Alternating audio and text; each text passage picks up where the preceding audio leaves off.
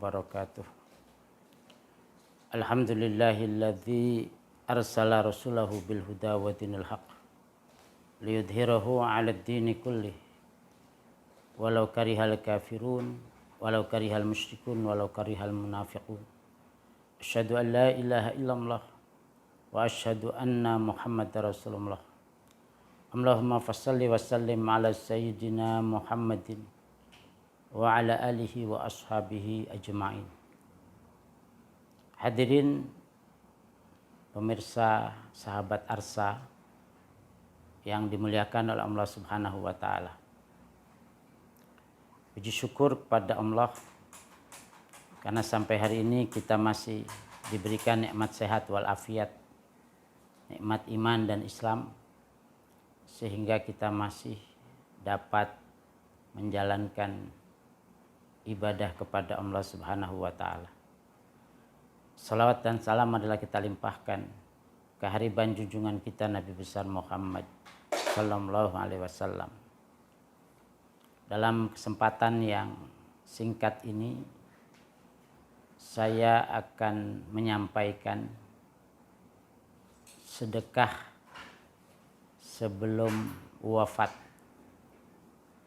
Dalam Al-Quran surat Al-Munafiqun, Allah Subhanahu wa taala berfirman, wa anfiqu mimma razaqnakum min qabli ayyatiya ahadakumul maut fayaqula rabbi laula akhartani ila ajalin qarib fa asaddaqa wa akum minas sholihin. Kalau kita perhatikan ayat ini sebelumnya itu ada ayat yang membicarakan tentang jangan sampai kita dipermainkan oleh harta. Ayatnya itu ya ayyuhalladzina amanu la tulhikum amwalukum wala auladukum an dzikrillah. Wahai orang-orang yang beriman, janganlah sampai harta kalian dan anak-anak kalian itu mempermainkan kalian. Karena wa may yaf'al dzalika faulaika humul khasirun. Kalau Anda melakukan itu, maka Anda akan termasuk orang yang merugi. Supaya kita tidak dipermainkan, supaya kita tidak rugi. Lalu ayat itu dilanjutkan itu dengan ayat wa anfiqu mimma razaqnakum. Supaya harta yang kita miliki ini tidak sia-sia. Perintah Quran itu jelas, wa anfiqu mimma razaqnakum. Kalian infakkan apa yang telah kami berikan rezeki kepada kalian. Supaya harta yang kita infakkan ini berhasil, maksudnya sesuai dengan harapan kita. Di situ min qabli ayyatiya ahadakumul maut. Harus diinfakkan, harus diberikan, harus disedekahkan sebelum datang kematian. Sebab begitu nanti kematian datang menimpa kita, seseorang hanya akan mengatakan fayaqulu rabbi laula akhartani ila ajalin qarib. Orang cuma akan bisa berangan-angan nanti, ya Allah, andai saja kau akhirkan sedikit, kau mundurkan sedikit wafatku, fa asaddaqa wa akum minas sholihin. Aku akan sedekah dan aku akan menjadi orang-orang yang soleh. Tapi kan itu hanya angan-angan. Kenapa demikian? Karena sudah telat, sudah meninggal. Sudah telat, sudah habis waktunya. Allah sudah kasih Anda spare untuk bersedekah. Tapi nyatanya Anda tidak melakukan, Anda akan berangan-angan. Dan yang namanya kematian itu sesuatu yang pasti. Makanya di ayat berikutnya itu wala yu'akhirullahu nafsan idza jaa ajaluha. Dan Allah tidak akan mengakhirkan sama sekali jiwa, nyawa kalau sudah memang datang waktunya. Allahu khabirum bima ta'malun. Dan yang tahu itu hanya Allah. Maka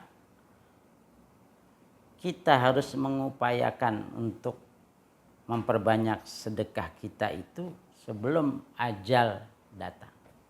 Lalu pertanyaannya, ajal itu datangnya kapan? Ajal itu tidak ada yang tahu kecuali Allah Subhanahu wa taala. Nah, di sini terlihat betapa pentingnya sedekah kita lakukan sebelum wafat. Makanya satu saat Abu Darda itu ditanya. Dia berbicara di depan para sahabat yang lain menyampaikan hadis dari Nabi. Kata Abu Darda, beliau mengatakan bahwa al-jihad sinamul amal. Bahwa jihad itu adalah punuk onta. Sinam itu artinya punuk, maksudnya yang menopang perbuatan. Tapi lalu dia mengatakan, as-shadaqatu syai'un ajib. As-shadaqatu syai'un ajib. As-shadaqatu syai'un ajib. Tapi beliau mengatakan bahwa sedekah itu sesuatu yang ajib. Sesuatu yang sangat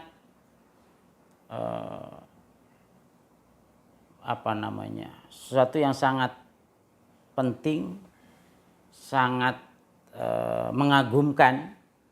Itu yang dimaksud dengan syai'un. Itu diucapkan oleh Abu Darda itu sampai 3 kali. Oleh Abu Dar al-Ghifari, ya, bukan Abu Darda, Abu Dar al-Ghifari. Itu sampai 3 kali. Lalu kemudian ditanya, fakaifa bis-shaum? Bagaimana sedekah itu kalau dibandingkan dengan puasa? Kata Abu Dar al-Ghifari, as-shaumu qurbah. Puasa itu hanya ibadah semata-mata untuk kita. Kita puasa yaitu hanya untuk kita saja kan manfaatnya. Tapi kalau sedekah untuk orang lain. Di situ letak beda urgensi, beda manfaat yang diberikan atau yang ada pada puasa dan yang ada pada sedekah. Karenanya kemudian ketika ditanya lagi Abu Dar al-Ghifari, lalu bagaimana?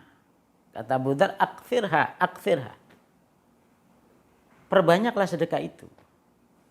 Kenapa? Karena Allah berfirman, lang tanalul birra hatta tunfiqu mimma tuhibbun. Kalian tidak akan mendapatkan kebajikan yang sesungguhnya sampai kalian memberikan apa yang kalian cintai. Lalu ditanya lagi Abu Dar al-Ghifari, fa illam yakun indana mal. Kalau kita nggak punya harta bagaimana? Fa'afu malin. Kamu usahakan sedekah dengan kelebihan hartamu. Jadi harta yang kita sisakan, ada sisa tiap bulan itu yang kita sedekahkan. Lalu kalau tidak ada fadlu malin, kalau tidak ada kelebihan harta, apa yang harus dilakukan oleh seorang muslim? Kata Abu Dar al-Ghifari, fa bi fadli ta'am.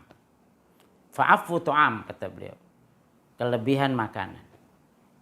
Terus kalau kelebihan makanan juga tidak ada, yu'ainu bi quwwati. Dia berusaha untuk sedekah dengan tenaganya, dengan kemampuan yang ia miliki. Kalau tidak ada juga, kata Abu Dar al-Ghifari, fabi tamroh. Ya, kamu usahakan sedekahlah walaupun dengan 1 butir kurma. Kalau 1 butir kurma juga tidak ada, kata Abu Dar al-Ghifari, la yadlim, jangan berbuat zalim kepada orang lain. Itu artinya dengan fase-fase tahapan-tahapan yang disampaikan oleh Abu Dar al-Ghifari itu. Artinya sedekah itu sangat penting dilakukan sebelum orang itu meninggal dunia. Ada hadis panjang yang diceritakan di dalam salah satu kitab hadis. Disebutkan bahwa nanti amal soleh yang kita lakukan ini akan berbentuk seperti seorang laki-laki dewasa yang wajahnya ganteng, wangi, lalu pakaiannya bagus. Itu wujud apa? Di antaranya itu adalah wujud amal soleh, termasuk di dalamnya sedekah. Makanya dalam satu hadis Nabi mengatakan bahwa sedekah itu innallaha fi dhilli sadaqati, innal insan fi dhilli sadaqati. Bahwa manusia itu nanti akan berada di naungan sedekahnya. Jadi yang menjadi naungan manusia nanti di akhirat itu sedekahnya itu, hatta yuqda bainan nas, sampai dia diadili di tengah-tengah orang. Karena sedekah yang kita lakukan ini akan utuh pahalanya ketika selesai pengadilan. Ya siapa tahu barangkali kita ada salah dengan orang lain, ada hak orang lain pada diri kita. Akhirnya pahala sedekah kita harus kita serahkan kepada orang lain karena memang ada hak orang lain di situ. Begitu tidak ada, berarti itu utuh untuk kita, pahala sedekah kita. Sehingga juga Rasulullah SAW mengatakan bahwa falan uhqiroka abadan. Orang yang rajin sedekah itu, kata Allah, tidak akan aku hinakan sama sekali. Aku haramkan, haram tu jasadahu minan nar. Aku haramkan jasadnya dari neraka jahanam. Wa wadkhul min ayyi babin min ayyi abwabil jannah syitta. Dan silakan engkau masuk dari surga mana saja yang kau inginkan. Ini artinya di sini terlihat betapa pentingnya sedekah kita berikan sebelum ajal datang pada diri kita. Saya kira itu, semoga apa yang saya sampaikan ini memberikan nasihat baik bagi diri kita atau seluruh pemirsa Arsa yang budiman. Semoga kita terus-menerus memperbanyak sedekah kita di hadapan Allah Subhanahu wa taala. Demikian, Wallahul muwaffiq ila aqwamit thoriq. Assalamualaikum warahmatullahi wabarakatuh.